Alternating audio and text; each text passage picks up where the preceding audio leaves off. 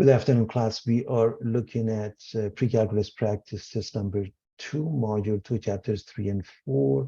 And in this case, we are looking at chapter 4, exponential and logarithmic functions. So find the formula for an exponential function that passes through the following pairs: 0, 2000, 2, 20, and f of x has the format a b to the power of x. So let's get started. 0, 2000. That means f of 0 is 2000. So replace the x with 0. That means a times b to the power of 0. And anything to the power of 0 is 1. And that is 2000. If we plug in the second pair, replace the x with 2, y or f of x with 20. So a times b squared is 20. That's the minimum. So we just plug in, that's all. This results in, this goes to 1.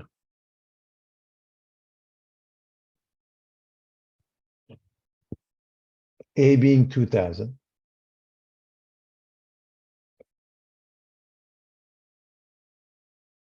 And now we're going to replace this a with 2000. So 2000 b squared is b to the power of x. First 2000 b to the power of x.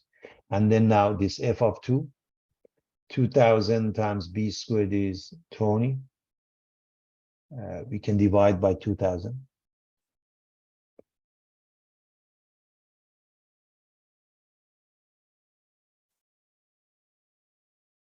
We get 1 over 100. And b is plus minus 1 over 10, but we keep 1 over 10 only. Because as you recall, the base must be positive, okay, for an exponential function, and it can't be 1 either.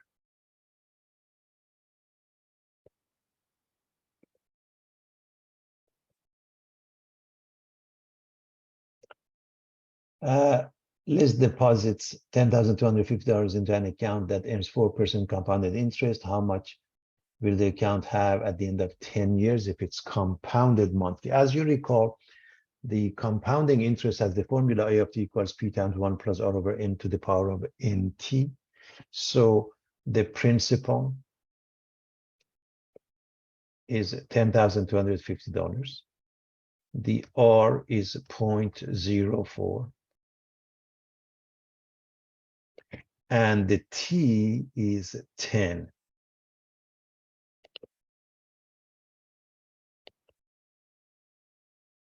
Now, what is n? N is the amount of compounding that takes place per year. So if it's annually, n is 1. Semi-annually, it's 2. Monthly, n is 12. So you plug in 12, use a calculator, you come up with the answer, $15,281.03. And when it comes to money, we go with 2 decimals. Now, if it's compounded weekly, so we use the same formula. We replace the n with what? 52. So n is replaced with 52 for part B. Again, use a calculator, and it gives you a little bit more, $15,288.85. And if it gets compounded continuously, the compound formula becomes PE to the power of RT. I hope you remember that. And so the principal is the same, T is the same, R is the same, plug in and use a calculator. And that's even a little bit more, $15,291.20. Now, in the case of compounding continuously, there is an interesting case of a doubling. How long does it take for something to double? It has got nothing to do with the initial amount. In this case, this is the initial amount, but even you don't need that to figure out the answer. So why is that? Because the process is, if we want to double it, this P, the principal, over here becomes 2 times that. So you don't need even to know what's the initial amount. And obviously the p cancel out, 2 equals e to the power of RT. You are going to solve for t, therefore, in order to get there, you'd have to take a log. Since the base is e on one side, you take a natural log. And when you take a natural log of the left side, it becomes ln2, which is a number. The right side becomes RT. And so it's ln2 divided by R. T is ln2 divided by R. And as you know, ln2 is a number and R is 0.04.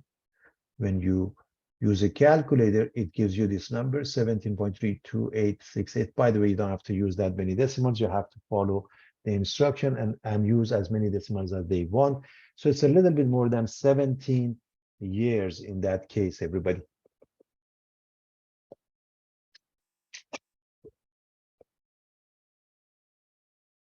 The graph is given on the left, and all of them are in the exponential form. Which one of them has the largest value of b? Closest to y-axis. The base is the largest when it's closest to the y-axis on the right side, which makes it. So look at the right side. This is on the right side. This is on the right side. This D, E, F are on the right side because those are exponential growth and the rest of them are exponential decay. The one closest to the y-axis has the larger base. The largest base would be then for D.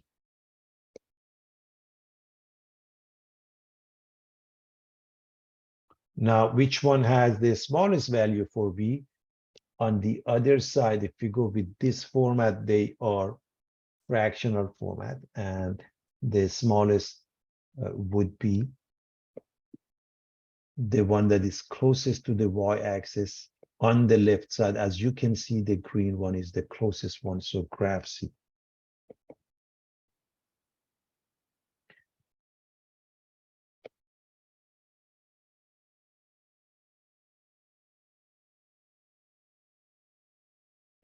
Just for the sake of argument, if they're symmetric, for example, if this has base 3 and they're not, then this has base 1/3. Okay, that's fine. All right. Which graph has the largest value for A? Well, let x be 0. Let x be 0. In that case, the y-intercept, x is 0, has location 0A.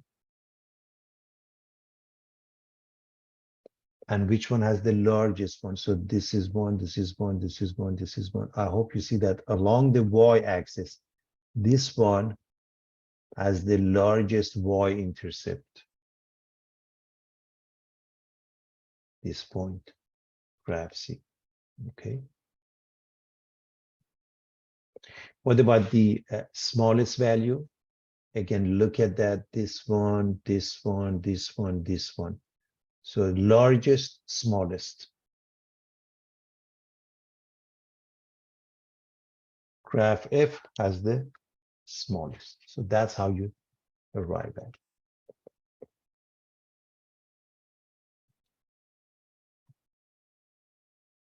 Use transformations of graph of f of x equals to the power of x. State the horizontal asymptote, domain, range, everything. Okay.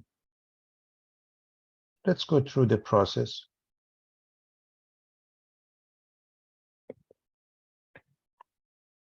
First, the general function of y, or 2 to the power of x, or 3 to the power of x, or 5 to the power of x roughly looks like that. Okay, even if I have 3 to the power of x or 5 to the power of x, as long as this number is larger than 1, looks like that. If it's between 0 and 1, it becomes exponential decay. Okay, everybody. And so we have the y-intercept at 0, 1. We're going to look at part A. We are changing x to minus x, so we're going to reflect it with respect to the y-axis, and it looks like this. So this is 2 to the power, and the y-intercept doesn't change. So y for f of x equals 2 to the power minus x. So going back to this one, 2x plus 1. So this is this one, right? So from here, we get this one. From here now, we're going to shoot up by 1. When we shoot up by 1, this goes to the new location, and we have the horizontal asymptote, which is the x-axis. Now it goes up to y equals 1. So here's what's going to happen. So for this one, by the way, everything remains the same. Horizontal asymptote is y equal to 0. Domain is all real numbers. Range is 0 to infinity. When we move this up, so because we were to answer all of those, when we move this up, so the result is that we have y equals to the power of x plus 1. The result is that the horizontal asymptote that used to be the x-axis has changed. And so therefore we have the new y-intercept. It was 0, 1, now 0, 2. F of x 2x plus 1, horizontal asymptote y equals 1. Domain hasn't changed, but the range is now from 1 to infinity.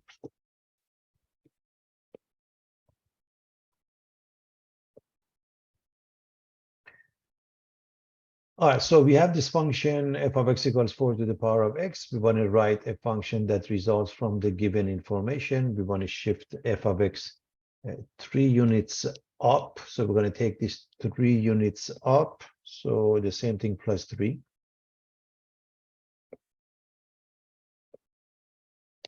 We want to shift f of x, going back to the original function, 5 units left. So x changes to x plus 5. When reflected about the x-axis, you put a negative in front of the function, or y, if you will, so minus 4 to the power of x. But if you want to reflect it about the y-axis, you put a negative in front of it, x. So distinguish between the two.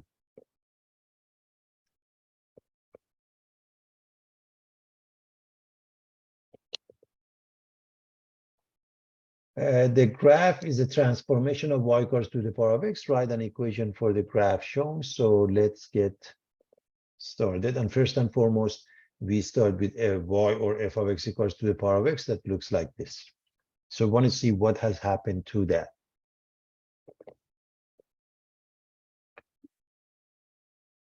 So let's see what comes next.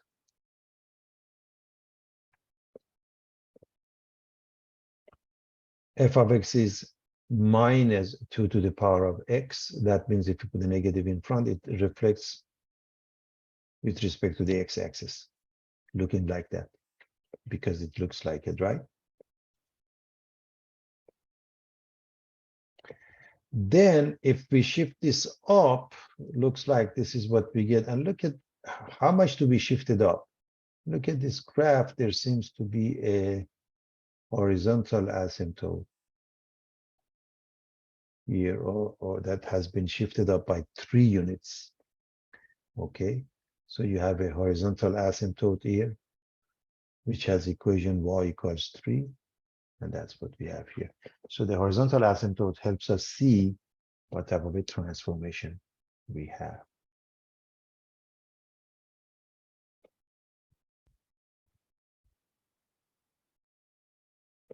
So f of x is negative 2 to the power of x plus 3. That's the formula for the function, everybody.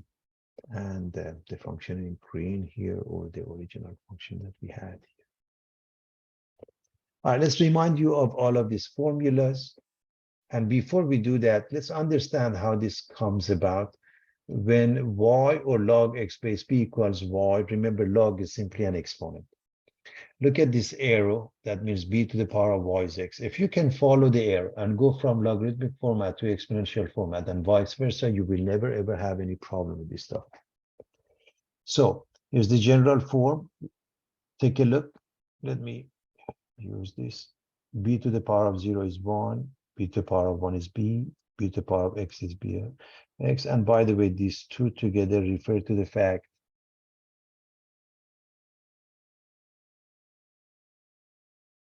that the exponential functions and logarithmic functions are inverse functions. Product rule, quotient rule, power rule. When you look at natural log, the base is e, therefore this becomes ln e, because when you write ln, the base is e.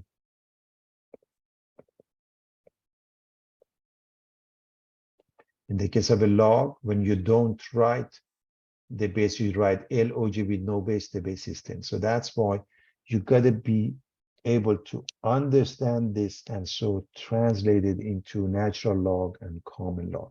It's a change of base formula. And of course, logarithmic functions and exponential functions are inverse of each other. That's why they are symmetric with respect to the line y equals x. So having said that, let's quickly rewrite. This is a very straightforward class. So let me just do this.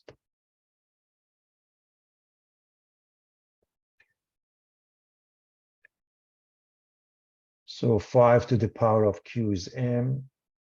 When we don't have a base and it's ln e to the power of z is v. And when we have log and we don't have a base, the base is 10. 10 to the power of t is w. We should recognize that easily. Now, this one, again, going back and forth with the format. This means log y base 3 is x. Since the base is e, we're going to go with ln of h is k. And this is not 10, so we're going to keep it. So log b base 100 is 8. That's how we arrive at the answer. So we should have no problem understanding this concept.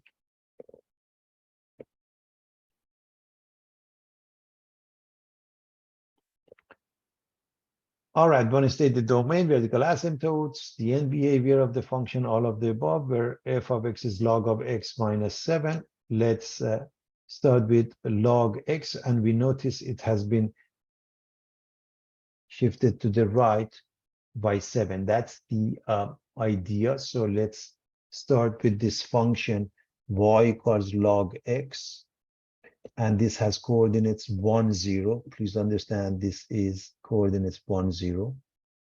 And now if we move it to the right, now it's 8, 0. So this one, let me just write next to them. So this has coordinates 1, 0. The new one has the new x-intercept has coordinates 8, 0. And you can see that the vertical asymptote, which was the y-axis, has been shifted 7 units to the right, and therefore we have x equals 7. Remember, the y-axis is x equal to 0. Now this is x equals 7. And this is 8, 0, as was mentioned. This is y, vertical asymptote x equals 7. And so what happens is that the range, which was all real numbers, doesn't change, but the domain was 0 to infinity. Since we have shifted, now the domain is from 7 to infinity. So the domain changes, but the range remains unchanged. And the end behavior is that as x goes to 7, y goes to negative infinity. Of course, 7 from the right of it. And as x goes to infinity, y goes to infinity. So this would be the end behavior, everybody.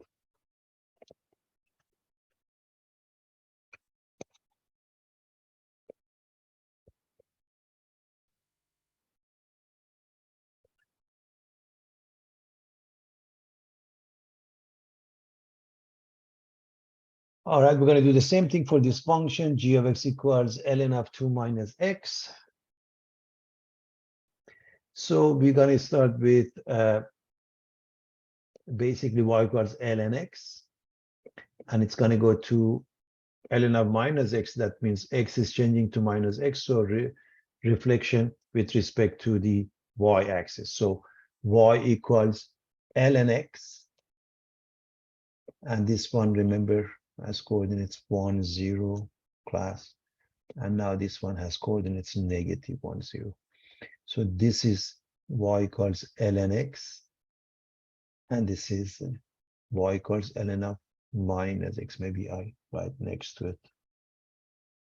So y equals ln x,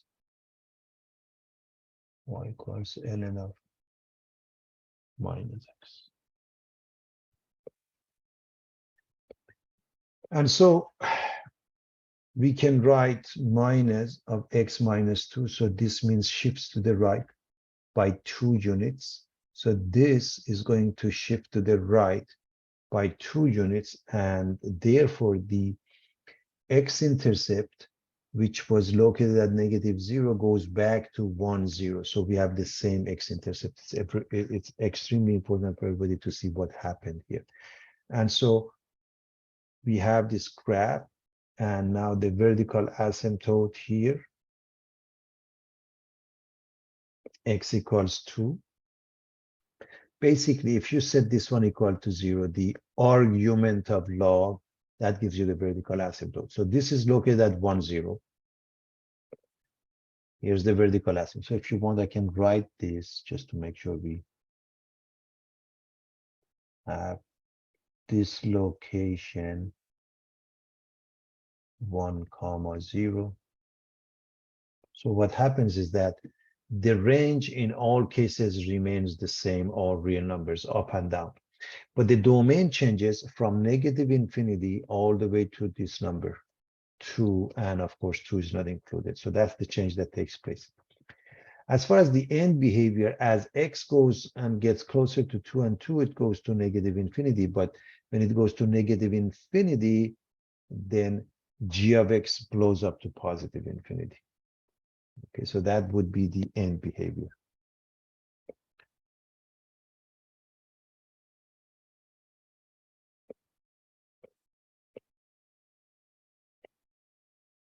We're going to do the same thing for this function, minus log 3x minus 4 plus 3. And to do that, let's start with log x and then log of 3x. Okay, we know the graph of log of x and log 3x. There is a horizontal shrink by a factor of 3. When you multiply the x by 3, there's a horizontal shrink by 3. So what we have here, this is the original function with this being at 1, 0. Let me just... so this is log x, and look at the color located at the x-intercept located at 1, 0. Now, because of this new intercept is located at 1/3, 0. So this is now 1/3, 0. I didn't write the 0, but I just wanted to emphasize what happens to the x coordinates. You can write it as 1/3, 0. And now we are going to look at 3x minus 4. And if I take the 3 out, it becomes 3 times x minus 4. It's very important to see what happened. This tells us that as a result, this one will shift to the right by 4/3. So you can say 3x minus 4. It's better to take the 3 out and understand that it shifts by 4/3 to the right. And so again, look at the original one. Look at the original one. Look at the new one from here. And now this 1/3, we are moving it to the right by 4/3. So what happens here? 1/3 and 4/3. This one is at 5/3, 0. Again, I want to make sure we understand. Just add 1/3 to 4/3. Maybe I write that. So how do we arrive at this number? This is 1/3 plus 4/3. Okay. All right. So now, so we are here. This is the same as this one. Now this negative sign will flip it over across the x-axis, or with respect to the x-axis. Now this negative sign, we're going to apply this negative sign. It flips over. So again, 1, 2, 3, we had it. This is the new one, everybody. This is the new one. So it just basically flips over. Okay, flips over. And then we're going to move it up by 3. So this 5/3 doesn't change. Take a look at this one versus this one, just flipped over. So the new one, class, I want to make sure we understand which one is the new one. This one is the new one. Okay, it has flipped over. And now we are going to move it by 3 up. And when we do that, now we get this one. So it's this one now, okay? And so this may show it better. So I want to make sure we understand what happened here. So this was 5/3, everybody. This remains at 5/3. And now we have shifted up by 5/3, by 3. We have shifted up by 3. So now this point goes up to 5/3, comma 3. Vertical asymptote is 4/3. Again, you can set this one equal to 0, or look at this one, x equals 4/3. Just the argument of log set it equal to 0. And again, this 1, 0 move to 1/3, 0 move to 5/3, 0. It remained at 5/3, 0, and now it goes up, so 5/3, 3. So the domain is from 4/3 to infinity. The range doesn't change, still all real numbers. And the end behavior, as x gets closer and closer to 4/3, it blows up to positive infinity. And as it goes to infinity, I hope you see that it's going down to negative infinity. It may be hard to see from the graph, but this is the end behavior.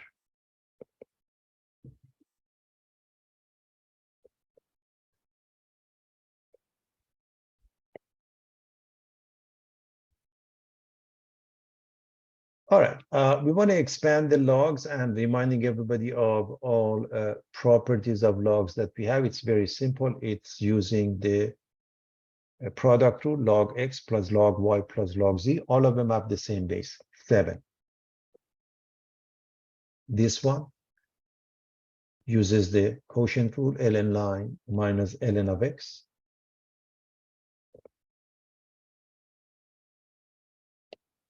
This one, 10, becomes the coefficient, as it's the case here with the power rule. In this case, we can do a couple of steps, log of the top minus log of the bottom. So this is log, same base always. Whatever the base is, repeat that. Don't forget. It happened to be x minus log of c to the power 7, the same base. And again, I don't want to do it in 2 shots. This is log a squared plus log b to the power 4. So 2 becomes the coefficient, 2 log a. This is 4 log b. This is minus 7 log c. And all of them have the same base x. So this part, I hope everybody can see that this becomes this. And if you have to see the intermediate step, it's log a squared base x plus log b to the power of 4x. Just remember to keep the same base, otherwise it's wrong.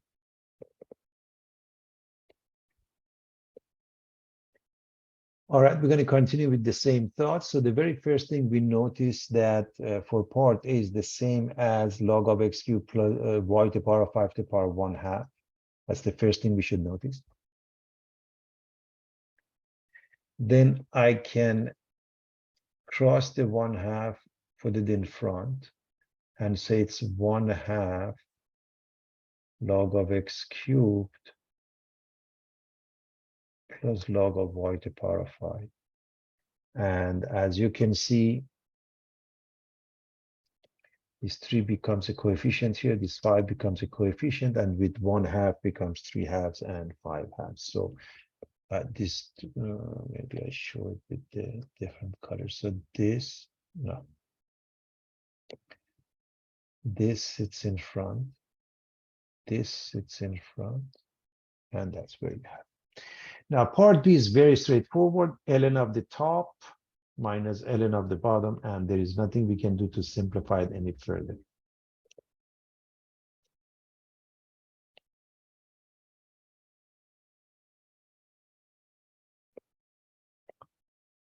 Again, log of the top minus log of the bottom. Always keep the same base, which happened to be 4 in this case. Log of the top minus log of the bottom. Now, of course, this becomes very straightforward. Let's just do this. This is very straightforward. 10 sits in front. What happens to this one, you're going to change this to x to the power of 1/2.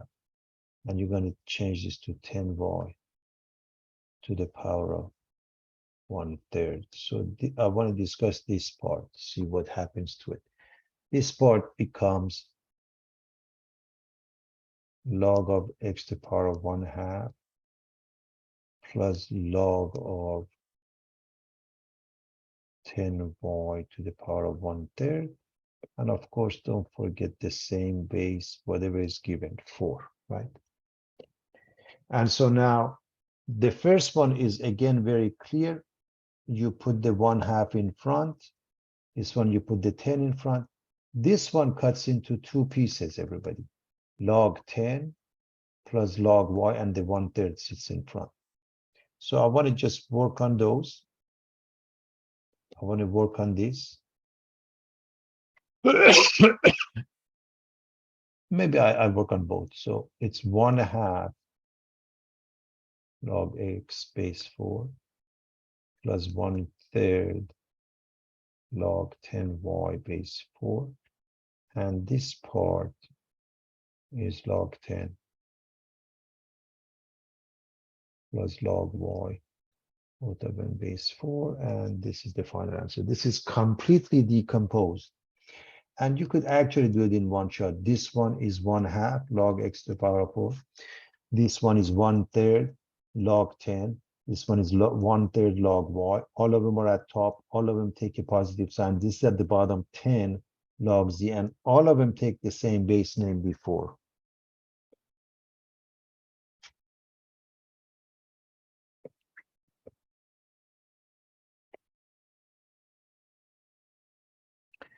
All right, condensed to a single log. So we are going to combine them in this case, for example. This is log of 2x to the power of 4 over 3x to the power of 5 times, my apologies, it's a product rule. For a second, I thought it was a negative sign. So pay attention to this, the plus sign, to 2x to the power of 4 times 3x to the power of 5 in a parentheses, and it gives you 6x to the power of 9, whereas here it's the ln of the top, 6x to the power of 9 over x squared, and that gives us ln of 6x to the power of 7.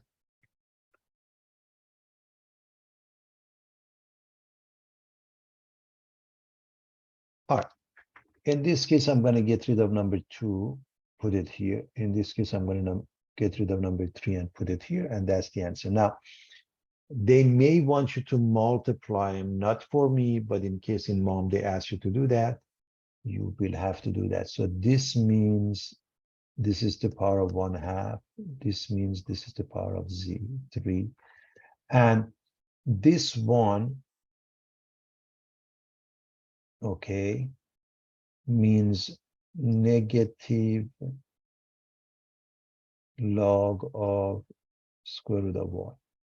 Now, I hope you recognize that these two combine to log x z cubed, and this is at the bottom, so you can go from here to here. I hope you are fine with that.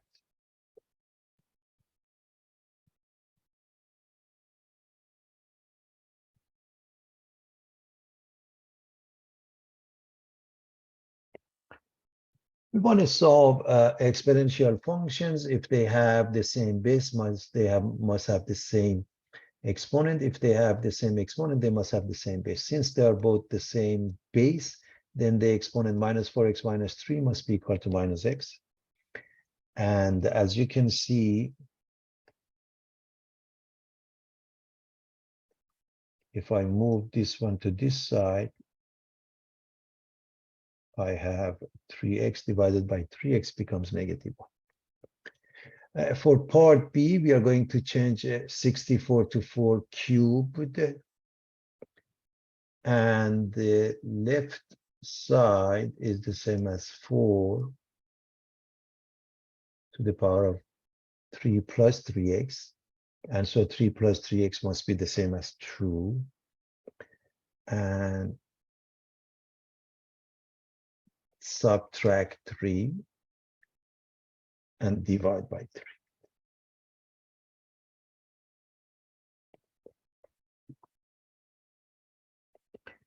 All right, to do this, we're going to divide by 2 first.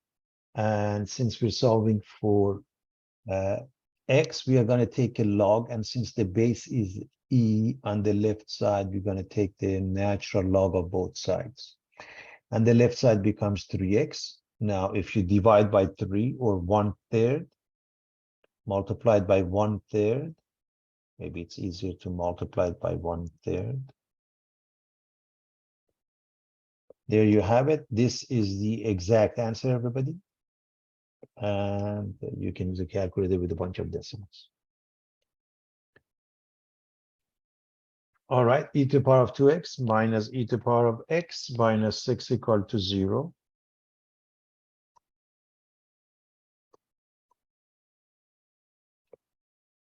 We can factor it into e to the power of x minus 3 times e to the power of x plus 2 because it's obvious that you can do that. If you are having a difficult time with that, you can use a substitution. Let e to the power of x be, let's say, anything other than x, for example, y. So you're looking at y squared minus y minus 6 equal to 0, which gives you y minus 3y plus 2. If that is easier, you can go this route. In this case, e to the power of x becomes 3 or negative 2. And as you know, this doesn't have any solution because exponentials, if you recall, the range is from 0 to infinity. So this has no solutions. E to the power of x is 3. Take a natural log, x becomes ln 3. And again, this is exact. Normally, we want an exact answer. If they ask you for decimal, they should ask you for how many decimals, okay? All right.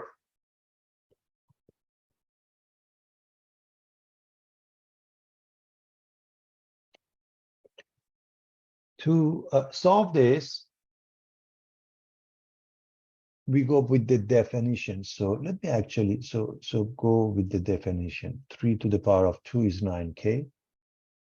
As you know, 3 to the power of 2 is 9, so k becomes 1. It's just by definition. Now, anytime you have logs on one side and number on the other side, you bring the logs to a single log. So in this case, log of 4 times minus 5x or log of minus 20x equals 2. And now go with the definition. Let me again write the arrow. So since there is no base, the base must be 10. So minus 20x is 10 squared, which is 100. And if you divide by negative 20, you get negative 5. And we're done. Now, one thing I want to make a point of, anytime you're dealing with logs, you want to be very careful. Remember, the restriction on a basic log is 0 to infinity as far as the domain is concerned. So this is a number you don't have to worry about it. Negative 5 times negative 5 makes this positive. If it's 0 or negative, it's not acceptable. The first one, since they both have the same base, they must have the same argument. So if I move things around,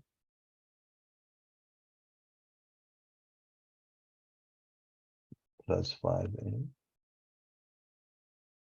plus 2, 10n is 10, n becomes 1. The last question, because both sides have logs, you don't have to move anything, just make sure every side comes to a single log. The left side, there's not much we can do. It is a single log, but the right side, we can write it x times 12. Log of x times 12 or 12x.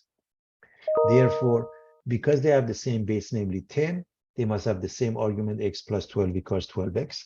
And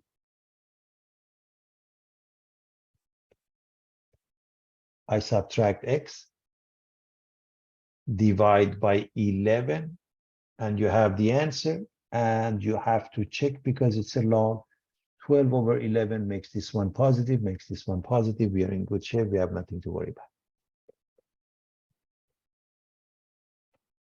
Again, the first one is all logs. We bring them into a single log on the left side using the quotient rule. Ln of x plus 4 over x is equals ln of x plus 1.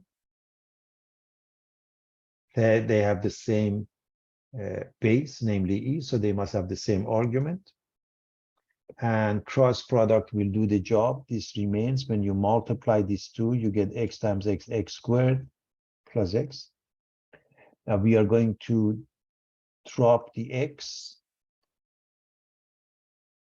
X squared is 4, x is plus minus 2. X squared is 4, x is plus minus 2, and we check if we put minus 2 here, minus 2 plus 4 is positive, that's fine. But if we put minus 2 here, that doesn't work. So there's only one solution, namely x plus 2. X equals 2. You must check your work. Let's put this into a single log. The product of log x times x minus 1 base 2 equals 1. Now we are going to go with the exponential format. X times x minus 1 is 2 to the power of 1.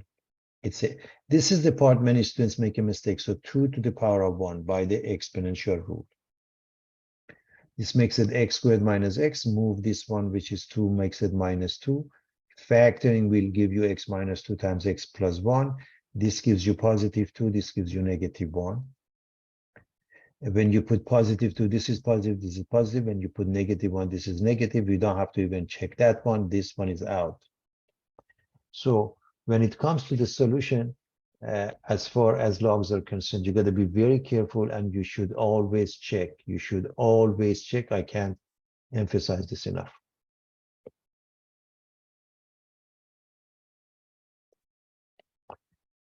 We want to solve this. So we move the 10, we subtract it from 3, 4 to the power of x becomes negative. It doesn't matter, it's negative 7 or any other negative number. This has no solutions because, as it was mentioned before, exponential functions, a number to the power of x cannot be ever negative. What about this one? I hope you realize 1 is any number to the power of 0 because the base is 7 here. I would put 7 to the power of 0. And now I would say x minus 10 is 0. And that makes x 10. So this is an easy way of solving it, class. You can take a log of both sides with respect to anything you want. It makes no difference. Because if you take a natural log, this becomes x minus 10 times ln 7, ln, and this one, ln of 1 is 0. If you take log, common log, the same thing. But this is the fastest way. Now, you have to take a log of both sides. If you look for e, we don't have it, so we don't take a natural log. You look for 10, we don't have it, we can't take a common log. So any of them you take, it makes no difference. You have to work a little bit harder to get to the answer. So which one do you take, natural log or common log? It's absolutely up to you. So let's take a log of both sides. It doesn't matter which one. So this x sits in front, this x minus 2 sits in front. And what is important for everybody to know? ln 4 is a number, so is ln 9. But when we keep them as such, those are exact answers, and that's why we do that. So let's distribute. Again, x times some number, x times some number, okay. Since we are solving for x, we are going to move this one to the left and factor the x out. Okay, and you divide by the parentheses. And again, this is exact. A couple of things I want to mention. First and foremost, this is the same as saying, let me use a different color. This is the same as saying positive 2 ln 9 over ln 9 minus ln 4. In other words, I can distribute it here. And those are exact answers. Okay. If they want an approximation, use a calculator. A lot of times it's a good practice to write both of them, exact answer as well as the approximation, but you want to pay attention for the question that you're working on to see what they're asking you. All right, we want to find log 50 with some base which we don't have. However, log of 2 and 3 and 5 with the same base is given. So the bottom line is you have to factor the number accordingly to come up with the answer. So 50 is 2 times 5 squared. I'm assuming everybody can factor the numbers easily. I'll do the 300 for you. So this is log 2 and this is 2 log 5. Same base. So log 2 is A, log 5 is C. So 2 of those. And you're done. We're going to do the same thing here. So first and foremost, 300 to the power of 1/5. And 1/5 sits in front. What I'm going to do, I'm going to show you how to, I'm going to remind you how to factor this number, prime factoring. So 300 to factor, you divide by 2. Remember the prime numbers 2, 3, 5, 7, 11, 13. Remember, prime numbers are numbers that are divisible by themselves and 1 only. So this gives you 150. 2 gives you 75. 3 gives you 25. 5 gives you 5. 5 gives you 1. And this is when you stop. So you have 2 squared times 3 times 5 squared. Now, one fast way to do that, I'm going to remind you a fast way. Every 0 corresponds to 1, 2, and 1, 5. So 2 times 5, 2 times 5. So you have 2 of 2s and 2 of 5s, and then the 3. So this one is 1/5, 2 log 2 plus log 3 plus log 5. Again, all of them same base. This one we change it to 2a. This one we change it to b. This one we change it to 2c. And that's the end of the story. Everything is done accordingly, and we are done.